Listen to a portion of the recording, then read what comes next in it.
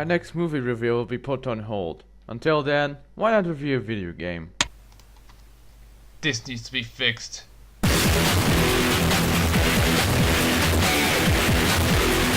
Why the f didn't I do an Xpand jump before? I missed a huge opportunity!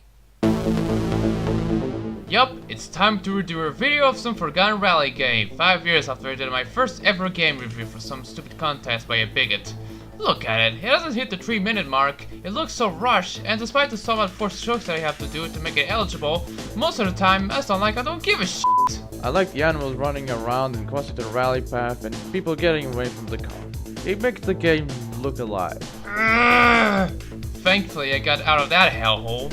From central Poland in 1991, Techland was founded, and until 2000 they just distributed stuff to their home country.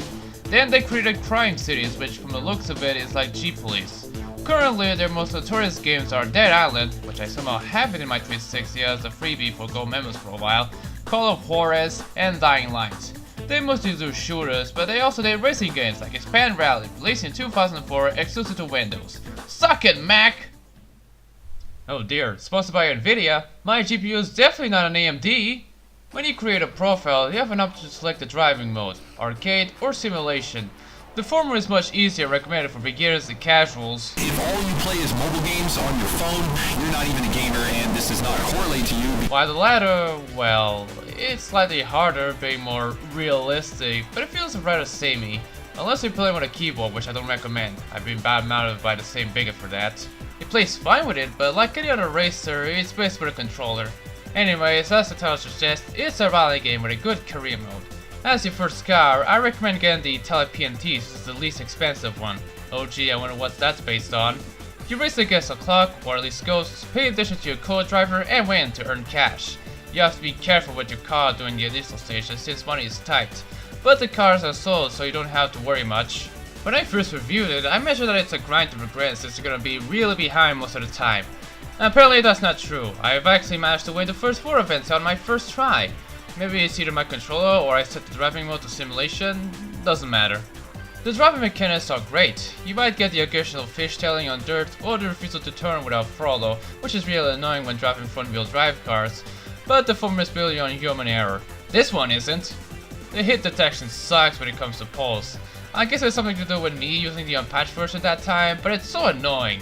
As you can see, I seem to have an aggressive style, always cutting corners and hitting the barriers. It's detrimental, but it's a good way to win races. No wonder I got rejected in various local rally teams, other than not having a driver's license. I guess you could say that I'm Colin McRae's protege. Oh, what's next on the agenda? Flight Simulator X? Oh wow, you are so sick, you should go see a doctor. With that being said, I keep getting anxious when driving in somewhat tight roads and tall grass. Even more so with corners containing objects inside the apex, because if I crash into it, I lose everything. Thankfully, you can just restart the whole stage as if nothing ever happened that time, even in career mode. Ah, the days before rewind. Be prepared because you're gonna restart a lot of times when you make a huge mistake. And if you do, you'll cause a lot of damage to not only your car, but yourself. Yup, there's a driver damage system, and if you take too much, either you'll be out and have to roll back to a different point in your career, or die and have to do the whole career mode all over again. Yeah, this game has permadeath. A little bit extreme, don't you think? All the cars are fictional but based on real ones. This is obviously a modern Mini Cooper, the so-called Center Corn is the first Gen 4 Focus, and the hilariously named Flamenco is a Seat Cordoba Coupe. You know, this thing. Please return to the WRC. What's interesting is that while it has the usual cast like the Genuine-esque ones, it also has the SUVs. Oh yeah! Well, there's only one unique SUV, the BMW X3 looking BDVFX. I mean, even without the kit events, it's still just a carbon copy, but still. The cars are divided in 8 groups which correspond to the car's versions. Although, why are they named like that is beyond me. All the cars can be upgraded from the engine, body, handling, tires to the liveries. Wish I could make my own without having to use an external program. Ah, the days before Forza. Huh, I didn't remember putting in money into the game. Judging by the Steam screenshots, I'm guessing the cars were gonna be licensed at one point, or they're just placeholders. If you check the requirements, they're quite minimal from group restrictions to engine size. There's also special stages and driver challenges which don't restrict any car, so you can basically drive a fully tuned Lancer-esque car and guess a puny Focus-esque car. How quaint. The tracks in this game are in kind of 1 km square maps, which makes it easier to make paths. With our kind of test track, there's 5 sections complete with their unique designs and obstacles. There's Arizona, Poland, Kenya, Ireland, and snowy Finland. Arizona and Kenya are the easiest, despite the latter having rocks on the sides. Then you have Ireland and its tight roads. If you're not careful, you'll die instantly. Well, not entirely. Where's part of 10 when you need them? One problem with these types of maps is that it can get really repetitive. Oh look, it's that water section in Arizona again. Most of the stages are just 1-lap circuit races, but there's also a special half-mile stage and the freestyle races in the vein of Smuggler's One, where you must get around the map to get to the checkpoints. You can go anywhere, although that will cause constant injuries, so don't. I recommend an SUV.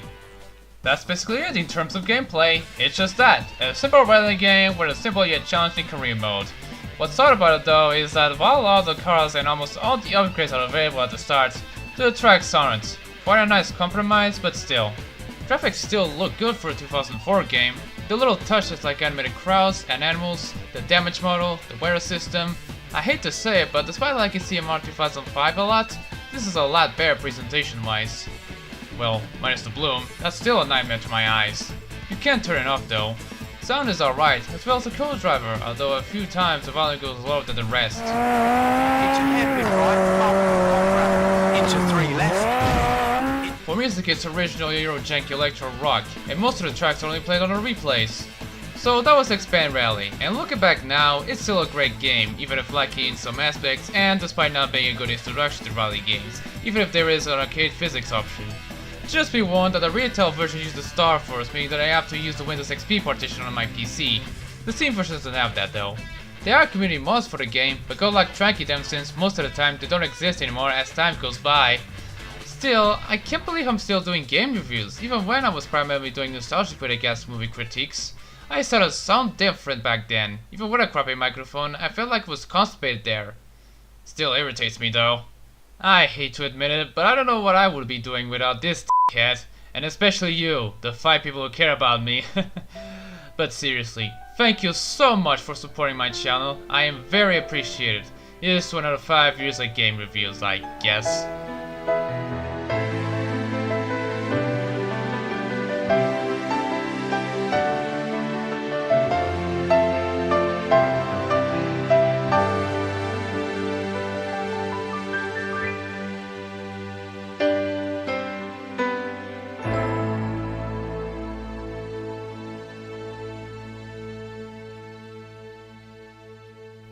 And as for the game itself, I'll give it 69 focuses out of 420.